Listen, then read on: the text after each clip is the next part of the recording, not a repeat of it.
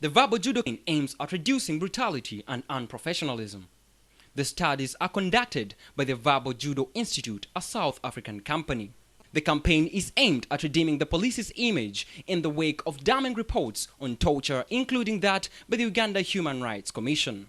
Verbal self-defense, also known as Verbal Judo, is using one's words to prevent or end an attempt of assault. Dan Gold, the director of training at the Institute Harbours, hopes that Verbal Judo will also be used to fight terrorism. If we all show dignity and respect for each other, the chances of terrorism to flourish, I think, reduce quite radically, because we are a community of people who treat each other with dignity and respect. From that point of view, I think it can help. Yeah. Verbal Judo was started in South Africa in the year of 2002. It is a way of using words as a way to maintain mental and emotional safety.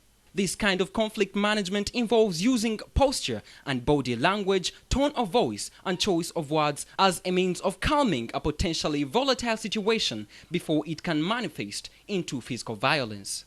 Gives law enforcement officers a set of conditioned responses that they can use immediately.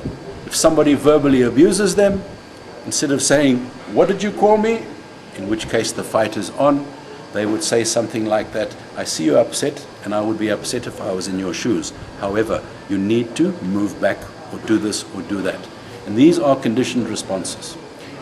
Very few police forces in the world actually train people in conditioned responses.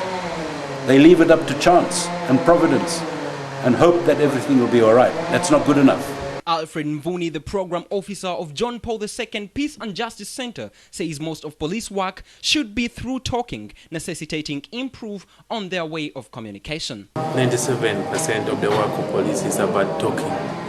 And if they don't talk well, that can generate a lot of bad sentiments with the public.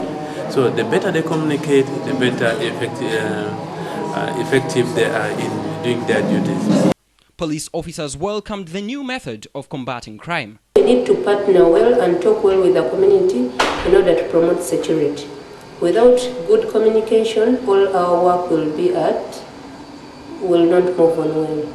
So I encourage my fellow police officers to have good verbal judo communication with the public as we partner with the public, because it's one of the cores of a good police officers. Verbal Judo training started last year with the training of over 30 army officers at the police's training school of Kampala.